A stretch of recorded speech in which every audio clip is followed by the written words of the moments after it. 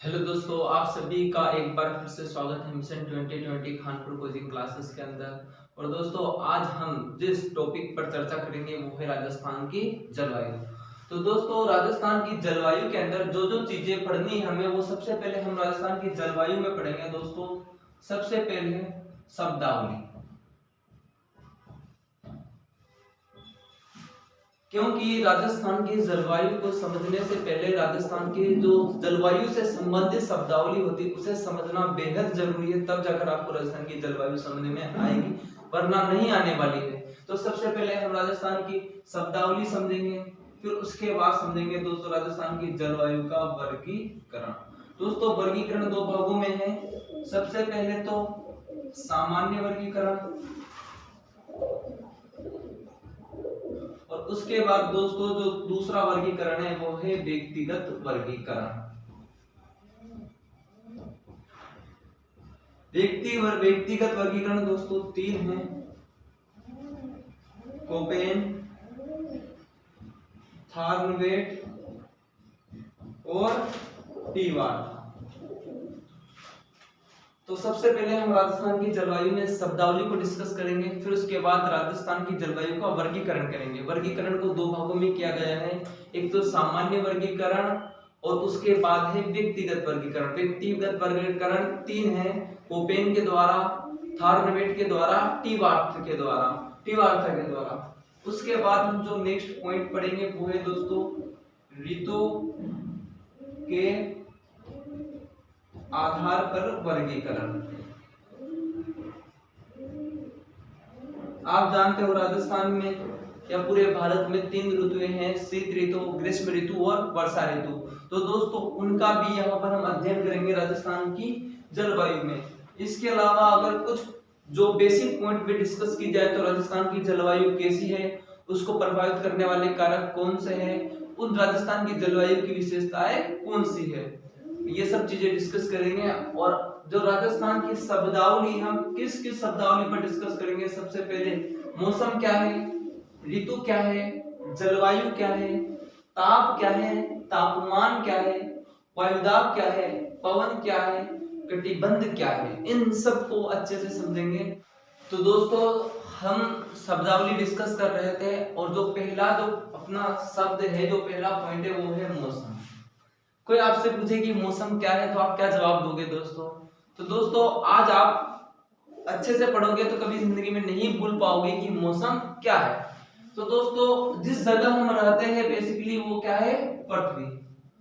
और पृथ्वी के आसपास जो देख रहे हो आप, ये क्या है दोस्तों? ये है वायुमंडल। आप सब जानते हो जहां पर आप अभी मुझे देख रहे हो वो वीडियो में दोस्तों, वो किस जगह पर खड़े हो आप? किसी मकान पर। वो मकान किस पर है? पृथ्वी के ऊपर। और जो ऊपर का जो एरिया है उसे बोलते हैं अपन वायुमंडल। तो दोस्तों, पृथ्वी के चारों ओर वायुमंडल में होने वाली अल्पकालीन घटनाएं, कम समय की घटनाएं, कुछ देर वाली घटनाओं को क्या कहा जाता है? मौसम। तो दोस्तों, बिल्कुल सीधी सी परिभाषा है, पृथ्वी के चारों ओर वायुमंडल में होने वाली अल्पकालीन घटनाओं को मौसम कहा जाता है। शब्द नोट करना दोस्तों, अल्पकालीन। तो मौसम का संबंध किससे है? अल्पकालीन घटना। मौसम का संबंध किससे है? वायुमंडल में होने वाली अल्पकालीन घटनाओं से। अब बात की जाए ऋतु की, तो दोस्तों आप जानते हो ऋतुएं कितनी होती है? तो आप बोलोगे तीन: शीत ऋतु, ग्रीष्म ऋतु और वर्षा ऋतु। तो इनका महीना कितना है? 3 से 4 महीने के अंदर लगभग 4 महीना एक निश्चित समय है। क्या है? निश्चित समय। तो अब ध्यान दीजिए, पृथ्वी के चारों ओर वायुमंडल में होने वाली निश्चित कालीन यानी कि 3 से 4 माह की घटनाओं को ऋतु कहा जाता है। तो पॉइंट ध्यान रखना दोस्तों, निश्चित कालीन घटनाएं। ठीक है। अब जलवायु, तो दोस्तों जलवायु भी कुछ नहीं है, अल्पकालीन हो गया, निश्चित कालीन हो गया। अब बचा क्या है दोस्तों? लंबे समय की घटनाएं। तो दोस्तों, पृथ्वी के चारों ओर वायुमंडल में होने वाली लंबे समय की घटनाएं, यानी कि दीर्घकालीन घटनाओं को जलवायु कहा जाता है। तो एक बार फिर से रिपीट करना, पृथ्वी के चारों ओर वायुमंडल में होने वाली दीर्घकालीन घटनाओं को जलवायु कहा जाता है। तो जलवायु क्या है दोस्तों? दीर्घकालीन। अब आपसे कोई पूछे लंबा समय, फिर भी लगभग कितना, तो औसत कम से कम लगभग 30 वर्ष। कितना औसत लिया जाता है? कितने वर्ष का? 30 वर्ष का औसत लिया जाता है। अब 30 वर्ष कोई छोटा मोटा समय तो है नहीं, लंबा समय है, इसलिए इसे कहा जाता है दीर्घकालीन। अब है दोस्तों ताप वर्सेस तापमान।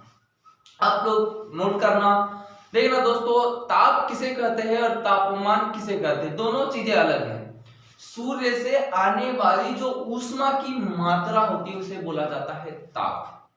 जैसे सूर्य से डायरेक्ट ऊष्मा आ रही है, ठीक है, तो उसे बोलेंगे ताप। लेकिन सूर्य से आने वाली ऊष्मा की मात्रा का अंकन या पठन जब हम उसे पढ़ते हैं, जब उसे नापते हैं, तो उसे कहा जाता है दोस्तों तापमान। सिंपल, सूर्य से आने वाली ऊष्मा की मात्रा ताप, और सूर्य से आने वाली ऊष्मा की मात्रा का अंकन या पठन क्या कहलाता है? तापमान। ठीक है।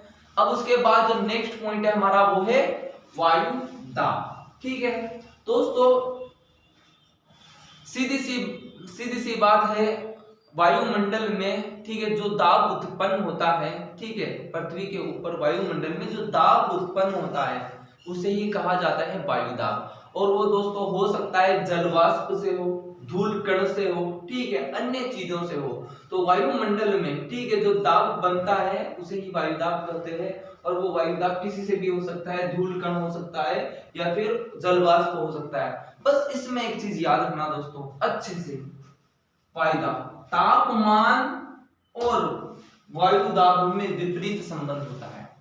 नहीं समझे? तापमान और वायु दाब में विपरीत संबंध होता है, मतलब एक दूसरे के एंटी है, दुश्मन है। अगर मान लीजिए यहाँ का तापमान अधिक है तो वायु दाब क्या होगा? कम। अगर यहाँ का वायु दाब अधिक है तो तापमान क्या होगा? कम। मान लीजिए मैं भी झालावाड़ जिले के खानपुर में हूँ, तो खानपुर का तापमान अधिक है, खानपुर का तापमान अधिक है तो यहाँ का वायु दाब होगा कम। और किसी अन्य जगह का, ठीक है, तापमान अगर ज्यादा है तो वहां का तापमान कम है तो वायु दाब क्या होगा? अधिक। याद रखना, कहने का मतलब है तापमान अधिक हुआ तो वायु दाब क्या होगा? अपने आप कम होगा। अब उसके बाद है पवनें, पर धरातल के ऊपर चलने वाली, धरातल के समानांतर चलने वाली हवाओं को पवन कहा जाता है। आप लिखना चाहे तो लिख सकते हो, धरातल के समानांतर चलने वाली हवाओं को पवन कहा जाता है। इसमें एक बात ध्यान रखना, नोट करके लिख लेना, पवनें हमेशा उच्च वायु दाब से निम्न वायु दाब की ओर चलती है। मान लीजिए कि झालावाड़ का वायु दाब है उच्च और बारा का वायु दाब है निम्न, तो जो पवनें हैं वो झालावाड़ से बारा की ओर जाएगी, क्योंकि पवनें हमेशा उच्च वायु दाब से निम्न वायु दाब की ओर चलती है। लास्ट है दोस्तों कटिबंध। अगर देखा जाए दोस्तों, कटिबंध दो अक्षांशों के बीच का जो स्थान होता है, जो क्षेत्र होता है, जो एरिया होता है, उसे बोला जाता है कटिबंध या जोन। ठीक है, अगर देखा जाए ग्लोब में, ठीक है, तो ग्लोब में 3 कटिबंध है। कितने? 3। सुविधा के अकॉर्डिंग 3 कटिबंध है, आप जानते हो दोस्तों। ये ग्लोब, ठीक है, जो बीच वाला है, इस जो विश्व को या ग्लोब को 2 भागों में बांटती है उसे बोलते हैं 0 डिग्री विषुवत रेखा। क्या बोलते हैं? 0 डिग्री विषुवत रेखा या भूमध्य रेखा या 0 डिग्री अक्षांशीय रेखा। ठीक है, इसके उत्तर में है दोस्तों 23.5 डिग्री कर्क रेखा। ठीक है, अब इसकी विषुवत रेखा के दक्षिण में है 23.5 डिग्री कौन सी रेखा? मकर रेखा। 23.5 डिग्री उत्तर में है दोस्तों 66.5 डिग्री आर्कटिक रेखा। ठीक है, अब ये दक्षिण में 23.5 डिग्री के नीचे 66.5 डिग्री ये है अंटार्कटिक रेखा। अब दोस्तों कर्क रेखा से मकर रेखा के बीच का जो जोन है, जो एरिया है, इसे बोलते हैं उष्ण कटिबंध। कौन सा कटिबंध? उष्ण कटिबंध।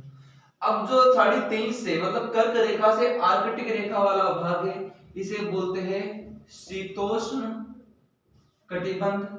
और ये 23.5 से 66 डिग्री वाला भाग, इसे भी बोलते हैं शीतोष्ण कटिबंध।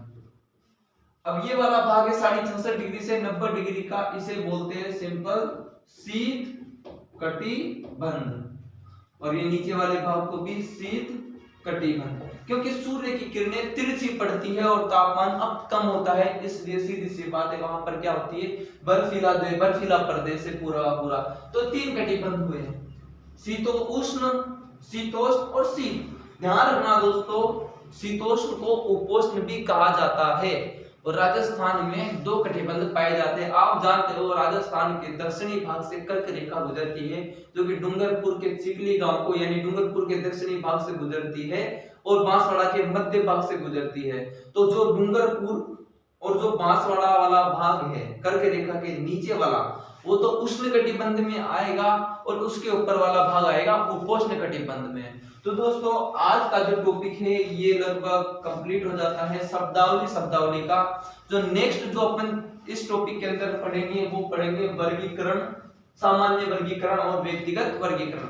वीडियो अच्छी लगी तो वीडियो को लाइक करना, चैनल को सब्सक्राइब करना और अपने जो भी दोस्त हैं जो तैयारी कर रहे हैं बीएसटीसी, पीटीटी, रीट, किसी भी आरएस की, राजस्थान से रिलेटेड किसी भी एग्जाम की, तो उन्हें ये वीडियो शेयर करना मत भूलना।